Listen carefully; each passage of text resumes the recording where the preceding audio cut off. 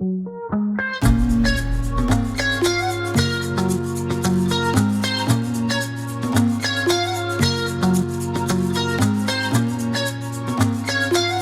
what is up you guys? Today I want to make a video that I think would help you travel a lot more frequently.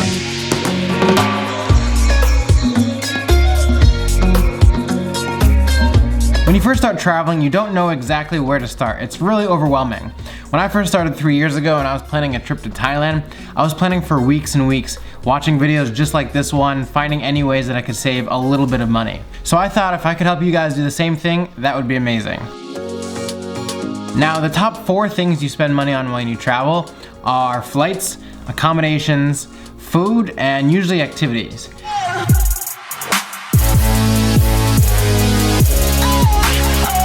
If you're not subscribed, make sure to hit that subscribe button for more videos like this and turn on my notifications down below so you know when a new video like this comes out. So before I get started, I want to mention that none of the apps or websites in this video are sponsored. These are all just apps I use every day to save lots of money when traveling.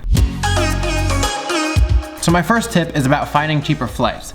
Flights are typically going to be the most expensive thing when traveling, usually going from upwards of hundreds of dollars, even into the thousands. So finding apps like Skyscanner or kayak.com, which search the whole internet, you can usually get a much cheaper deal. Also, if you're a little flexible with the time period that you're leaving, or even the month, you can get way cheaper deals. So for example, on Kayak, they do plus or minus 3 days. So if you're thinking about leaving on a Wednesday, it'll search 3 days before and 3 days after for the cheapest deal. Now this is a great find because if you're flexible, you'll probably be saving a couple $100s. I know one day I looked up for a Tuesday a flight out and it was about $300, and then for Wednesday it was about $150. So just like changing one single day could save you potentially hundreds of dollars. Also, on a side note, a lot of people know about this, and for some reason I'm just finding out about this, but if you buy a two-way ticket, sometimes it's cheaper than a one-way. So like when I was just coming back home from Greece, I bought a two-way ticket that would take me from Greece to New York and back, but I was only planning on going to New York. I guess there's something with maybe terrorism or just different laws in different countries that make it cheaper for a two-way ticket as opposed to just buying one straight one-way to New York. Tip number 2 is plan where you're staying ahead of time. Now this might take some of the fun out of just like showing up and staying wherever, but that's how you blow through your money very fast. For example, when I went to Thailand a couple of years ago, this is like my go-to example because I planned the whole trip for weeks and weeks in advance, and for the whole 30 days I planned every hostel and guest house that we would be staying at. So this saved even more money because I kind of knew how much I was going there with, and I only had to pay for like food and tuk-tuks and just like transportation. So I already had like the mindset of all this money is already gone anyway for hotels, or not hotels, hostels. Sometimes just showing up at a hostel, the price will be doubled for whatever reason. Sometimes if you book way in advance or even online, there's a discount. And even sometimes in foreign places, they try and scam foreigners because they don't know any better, or they might not even have the cheap room that you're looking for. They might just have a double, and then you have to pay twice as much. So it is definitely a good thing to book online way before if you have the time and if you want to save some money. Number 3 is to use websites such as Hostelworld, Couchsurfing, or Airbnb. These websites pretty much will work anywhere in the world, or at least one of them will. Depending on where you're going and how you're traveling, Couchsurfing may or may not work. It's a good way to meet new people, get a local's point of view, but some people might not be comfortable with sleeping on a stranger's couch. Hostels are another way in which you can save lots of money and meet new people. You typically stay with 3 or 5 other people in a room with bunk beds and share a living space and a toilet. Again, it's great for meeting people, but some people might not be into it. And lastly is Airbnb. I find it to be more expensive than the other 2 options, but still usually cheaper than a hotel. Airbnb, if you don't know, is where people just put up their houses for you to stay at, either with them or they're completely gone and they're just renting out their space while they're gone. So it's a good way to stay in a local's place, and typically they will help you out finding things around the area. Also, if you're staying in one place for a long period of time, Airbnbs usually have some kind of discount for staying there for a while, so that's a plus.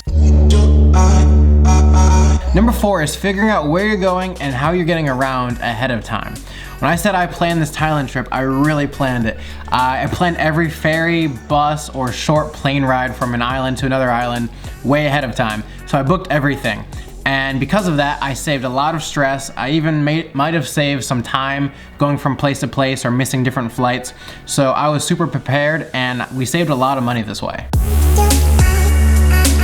And number 5 is to travel with friends if possible.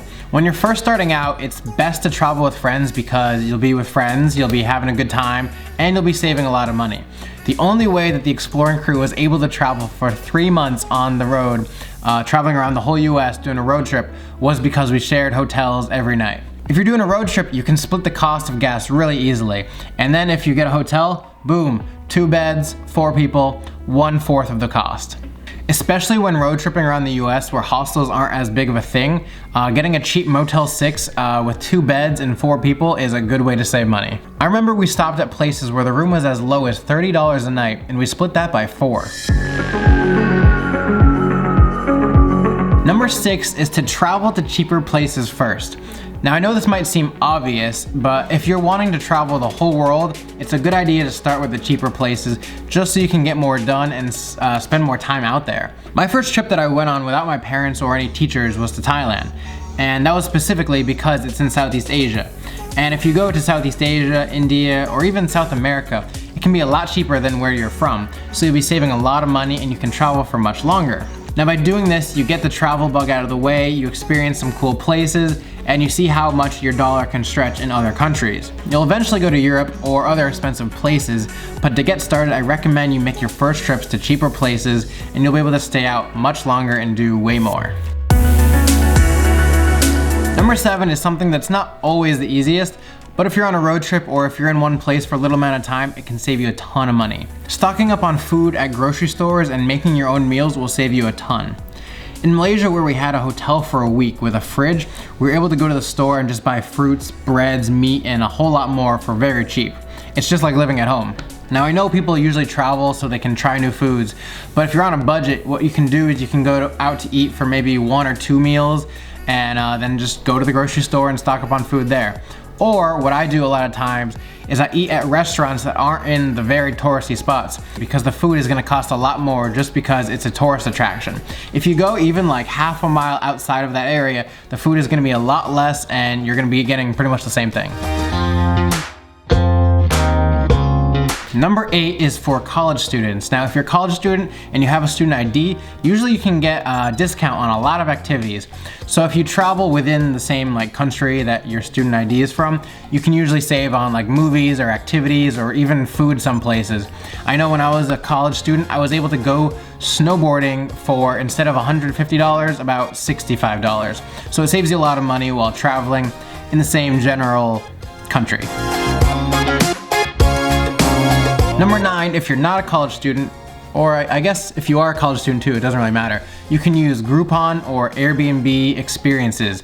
Now these are cheaper ways you can do different activities around a place that you're visiting. I remember when I was in Tokyo, I did Airbnb experience and I met with this local guy who was a DJ. I didn't even know, I was just looking through the things I could do in Tokyo, and this local guy had a DJ experience, so he showed me how to DJ and he just brought me around to these new places I hadn't been in Tokyo. Or Groupon, you can save a lot of money if you have a group of people. Typically they have these activities which are much cheaper because you're using this website. So either one will save you a lot of money when doing activities in a new place. And lastly, number 10 is to start saving money faster when you're at home. You can spend a year saving up for a trip and spend it all in a week or 2 when you travel. But if you keep travel in mind and make it a priority, you can save that much faster. For example, one thing I do whenever I get a craving to buy food on the go, like a $2 to $5 coffee every day, I'll take that money and put it away. Usually in a separate bank account so that you can't really touch it. But over time that starts to add up.